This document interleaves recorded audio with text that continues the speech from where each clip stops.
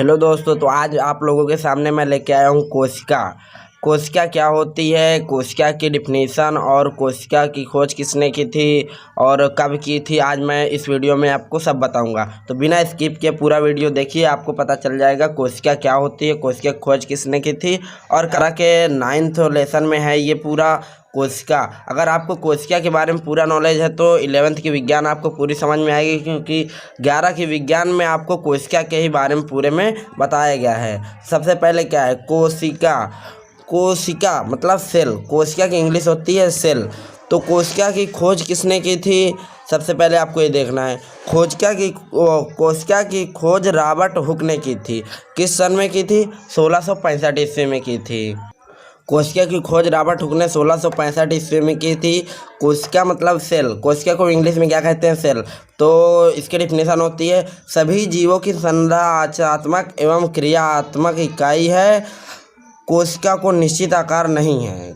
मतलब इसकी डिफिनेशन होती है सभी जीवों की संरचनात्मक एवं क्रियात्मक इकाई कोशिका कहलाती है। इसका निश्चित आकार नहीं होता है, यह गोलाकार भी होती है और अंडाकार भी होती है, स्तंभाकार भी हो सकती है, पट्स कोड़ी आदि प्रकार की भी हो सकती है। इनमें जैसे श्वसन भी, कोशिका श्वसन भी कर सकती है और पाचन भी कर सकती है, जनन भी कर सकती है, आदि ऐसी क्रियाएं कर सकती है। तो इसकी खोज रॉबर्ट हुक ने की थी 1665 ईस्वी में। ये पॉइंट आपको पेपर में भी मोस्ट है, रॉबर्ट हुक ने किसकी खोज की थी? कोशिका की खोज की थी। और रॉबर्ट हुक ने जिस कोशिका खोज की थी वो मृत थी या जिंदा थी, तो आपको ये सब बताना है। तो ये मृत कोशिका की खोज की थी रॉबर्ट हुक ने। सूक्ष्मदर्शी के द्वारा सबसे पहले रॉबर्ट हुक ने मृत कोशिका की खोज की थी, और जब सूक्ष्मदर्शी से देखा तो इनको पता चला कि ये मृत कोशिका है। और जीवित कोशिका की खोज न्यूवेन हॉक ने की थी।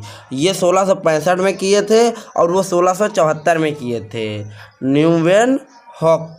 और इन्होंने जीवित कोशिका की खोज की थी। जैसे जीवाणु, प्रोटोजोआ, लाल रक्त कणिका, शुक्राणु को देखा, जीवाणु प्रोटॉन आदि जैसे जीवों को इकाई वर्षा बूंद एवं दांत की खुरचन में देखा। मतलब जो वर्षा होती है उसके बूंदों में इन्होंने कोशिका को देखा। और दांत में जो मैल होता है, आप लोग मैल देखे होंगे, तो मैल में इन्होंने कोशिका को देखा। तो अब आप आ जाइए और मतलब कि मधुमक्खी के छत्ते जैसे खाली कोष्ठकों को देखा। इन्होंने इन खाली कोष्ठकों को देखा, कोशा नाम दिया। मतलब जो खाली कोष्ठक थे उनका कोशा नाम दिया। इसका वर्णन उन्होंने अपनी पुस्तक माइक्रोग्राफिया में किया। वास्तव में रॉबर्ट हुक ने जो कोशिका देखी थी वह मृत कोशिका थी। रॉबर्ट हुक ने जो कोशिका देखी थी वह एक मृत कोशिका थी। और न्यूवेन हॉक ने 1674 में कोशिका को जीवन की आधारभूत इकाई कहा।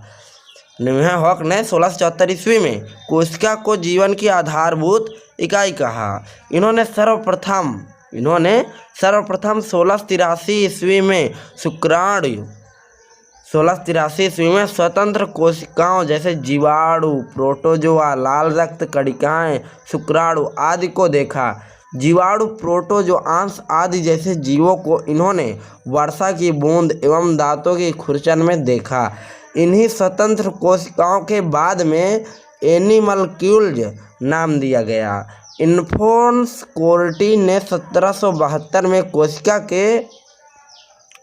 कोशिका के अंदर जीवित पदार्थ के विषय में बताया। रॉबर्ट ब्राउन ने 1831 में आर्किड की जड़ों की कोशिकाओं में कुछ गोल संरचनाओं को देखा तथा उन्हें यूक्लियस कहा। और ह्यूगो वान मोल 1838 से 1846 तक जोहान्स पुरकिंजी में 1839 में कोशिका में जेली संरस्त पदार्थ को प्रोटोप्लास्ट कहा। अब आप आ जाइए कोशिका सिद्धांत। कोशिका सिद्धांत मतलब सेल थ्योरी, सिद्धांत का मतलब थ्योरी, कोशिका मतलब सेल। सन 1838 में जर्मनी के वनस्पति विज्ञानी मैथियस इसलैंड ने बहुत सारे पौधों का अध्ययन के बाद पाया कि यह पौधे विभिन्न प्रकार के कोशिकाओं से मिलकर बने होते हैं।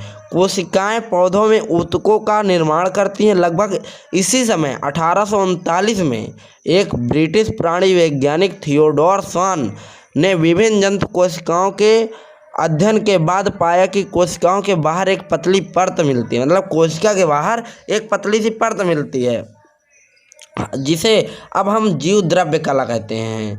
मतलब वो जो परत मिलती है उसे हम जीव द्रव्य कला कहते हैं, उसका नाम क्या पड़ गया, जीव द्रव्य कला कहते हैं। इस वैज्ञानिक ने पादप ऊतकों के अध्ययन के बाद पाया कि पादप कोशिकाओं में कोशिका भी थी। क्या कहते हैं, पादप कोशिकाओं में कोशिका भी थी, जो इसके विशेषता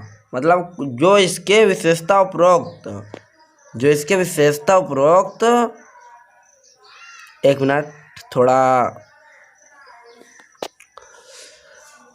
आधार पर श्वसन में अपनी परिकल्पना रखते हुए बताया कि प्राणियों और वनस्पतियों का शरीर कोशिकाओं और उसके उत्पाद से मिलकर बना है।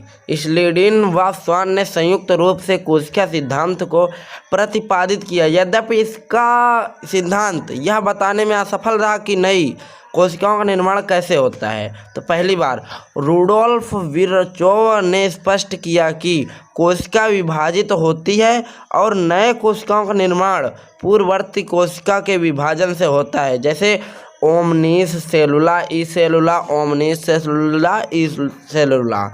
इन्होंने स्लीडिन व स्वान की कल्पना के रूपांतरित कर नया कोशिका सिद्धांत प्रतिपादित किया। वर्तमान समय में प्रतिच्छेय कोशिका सिद्धांत इस प्रकार था। पहला नंबर, सभी जीव कोशिका उत्पाद से बने होते थे। नई कोशिका पूर्ववर्ती कोशिकाओं से निर्मित होती थी।